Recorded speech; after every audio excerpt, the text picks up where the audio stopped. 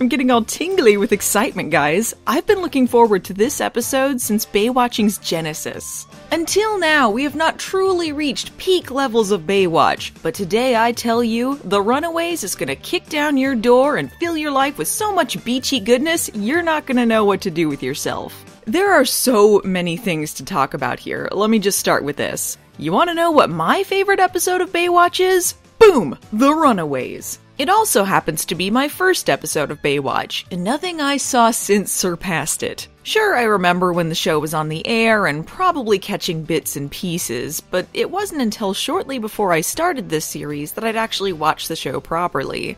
And I just figured it'd be a boring beach show. The only reason I watched this one is because I was on my She-Wolf of London kick and Neil Dixon is in this. But I had no idea what I was in for. This episode is so damn good, it's what got me to watch Baywatch in its entirety and thus inspired me to start Baywatching. You can thank the Runaways for everything. Man, I love this episode. Delicious. Also worthy of note, I think this is Baywatch's actual 100th episode filmed, and believe me, I did not expect to have like 3 100th episodes almost in a row. Baywatch is just confusing. But as I said before, the airing order is all sorts of whacked. I can only guess from the big guest stars and the 100th episode celebration pics that this is probably the big one.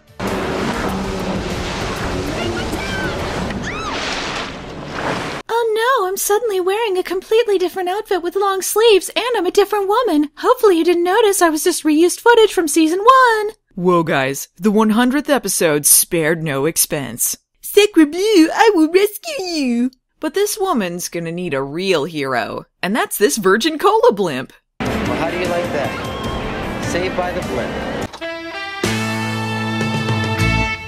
Oh, I'm quitting this show. I don't know why, guys, but suddenly I have an insatiable thirst for a soft drink that's inexplicably still available in such countries as Afghanistan, Nigeria, and the Philippines. I don't know if you guys can tell, but Virgin Cola had some hand in the sponsorship of this episode. And just as a quick side note, in 1996, Virgin Cola marketed their 500 milliliter bottles as the Pammy because they resembled Pamela Anderson's curves. Don't worry about the stock photo watermark, it covers up the creepy text. Meanwhile, Caroline's mad about something. Surprise, surprise. How dare you put me on switchboard, Stephanie! You're just doing this to me because we're sisters! I mean, Caroline's always bitchy, but to be fair, Stephanie's got the condescending giggles this episode. You'll be on switchboard forever. Welcome to Sidsville, Caroline. Stephanie thinks Caroline still makes rookie mistakes and needs a bit more time at other posts to really perfect the Baywatch brand. Which, fair enough. But I'm distracted by the fact through the whole scene she's smiling like the Joker after she's just trapped Batman. Meanwhile, check out this cute little kerfuffle. Mitch compliments Kay on the greatest tuna melt he's ever had, which is saying something because Mitch has surely sampled a vast cornucopia of tuna melts. Kay gives all the credit to her new cook, Maurice. Way to go! Bop bop-a-loo mop-a-lop bamboo! Take it all in. Bask in the glory, folks. Take the knowledge that Little Richard is in an episode of Baywatch playing someone who is not Little Richard but speaks almost exclusively in Little Richard lyrics and spread that sunshine to the world. This episode is fast and furious, folks, because before you even have the chance to absorb the fact that yes, you did just see Little Richard, suddenly there's a woman lip-syncing by the counter.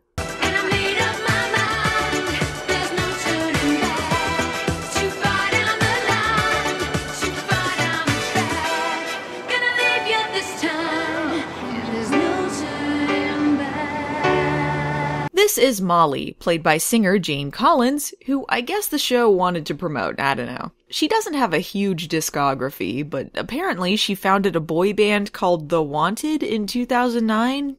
Do the kids like them? The song No Turning Back was written and produced for this episode, and don't you worry, you'll be hearing it again. Molly here talks like a cockney from the 1800s. Let's go, come on, cop it up. How about you, Captain?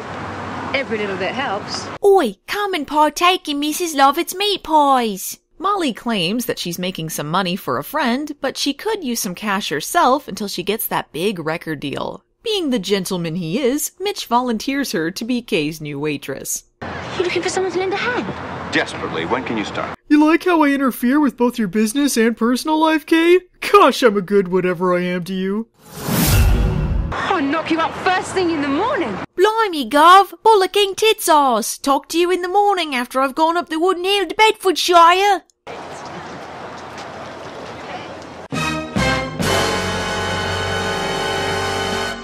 Cowabunga! Anyway, Virgin Cola blimp. It's actually called an airship, pal. Yeah, shut up.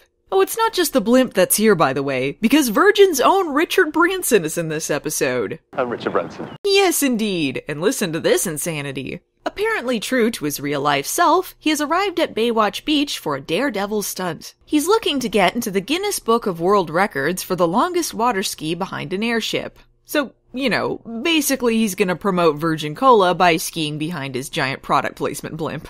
I'd say this was outlandish, but it isn't really for him. Well, I couldn't agree with you more. Safety is quite important to me, but believe me, Mitch, if we weren't absolutely certain we could pull this off, we wouldn't be here. Terrific. And then he calls up Gladys Knight on a video phone, no biggie. What are you doing in California? Why am I in this episode? I don't sing anything, and this is my only appearance. Well, bye!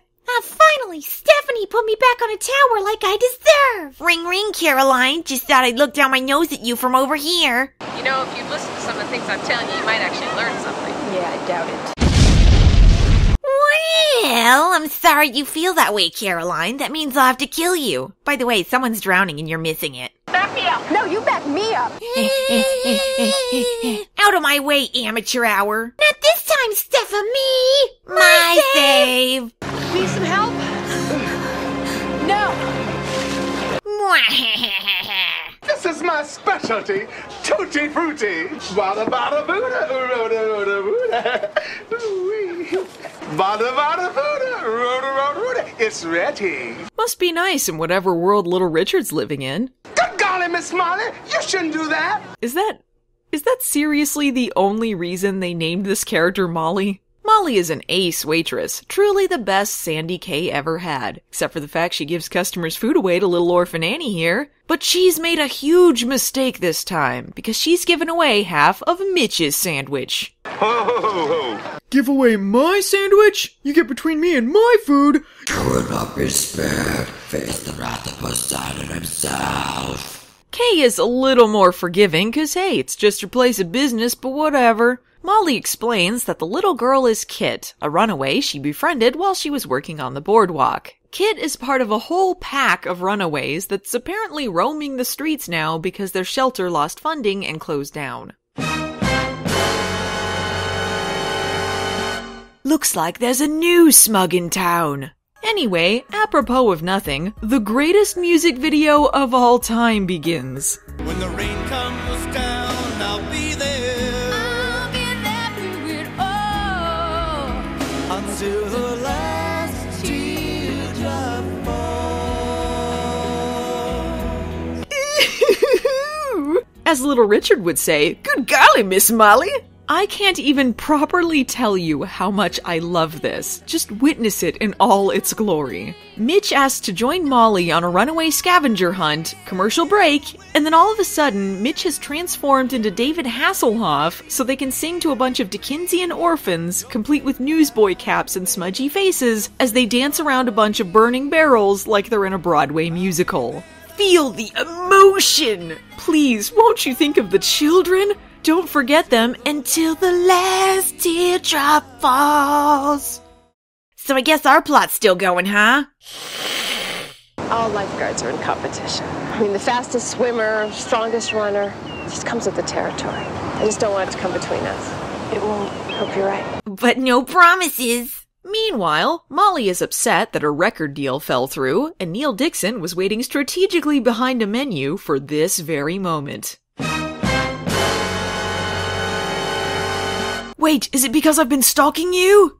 It turns out creepy McStalker is actually Molly's fiancé Robert, who's followed her here from England. He thinks her dream of music stardom is preposterous! Yes, well, that's just preposterous. Typical unsupportive fiancé. Someone better set him straight. Molly has a lot of talent, and you should be her biggest fan. I gotta say, it's unreal seeing Neil Dixon holding product placement A&W cream soda and being berated by Little Richard. Meanwhile, Molly has snuck on board Mitch and Eyebrows' boat to hide out from her evil, unsupportive fiancé. What the? What? So, Richard, are you nervous? How do you... Hahaha, he's allowed to do that because he's rich. Drink virgin cola! Say, wouldn't it be lucky if Richard Branson was in an accident and Molly just happened to be involved in that rescue so she could get a record deal, as it happens in real life? It's okay, Mr. Branson. We'll get you out of this mess in a jiffy. Sign this girl to my label immediately. Hey, I was involved in the rescue too, and I'm a singer. I didn't see you out in the water. Damn you, Richard Branson! Yes! Well, that didn't work. He still got the record, though, just so we're clear. You got the record! Thank God! Lord knows I never accomplished anything else in my life.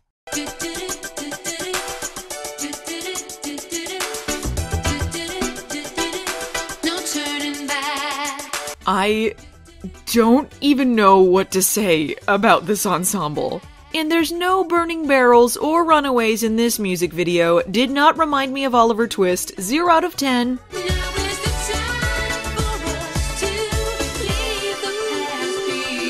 Now that you've improbably landed a hit record deal, I didn't have to learn to support your dreams even if you aren't successful. I love you. I love you too, darling. On second thought, let's take this slower. But there's still the matter of this zombie to take care of.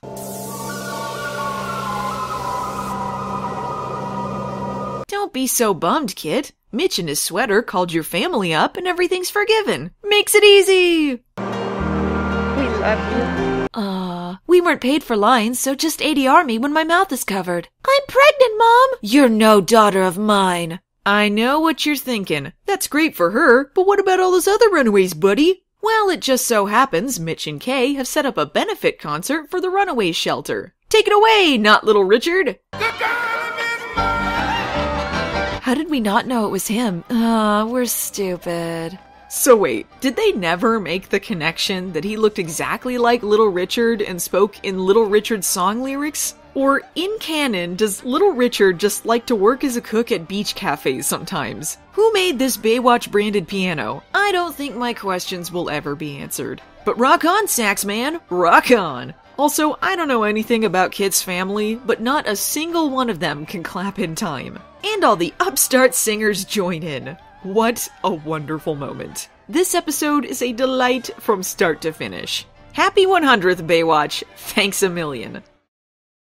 Next time on Baywatch, stuntman Johnny Danger comes to town. Meanwhile, sinister new lifeguard Neely Capshaw falsely accuses Eyebrows of sexual harassment. No bueno.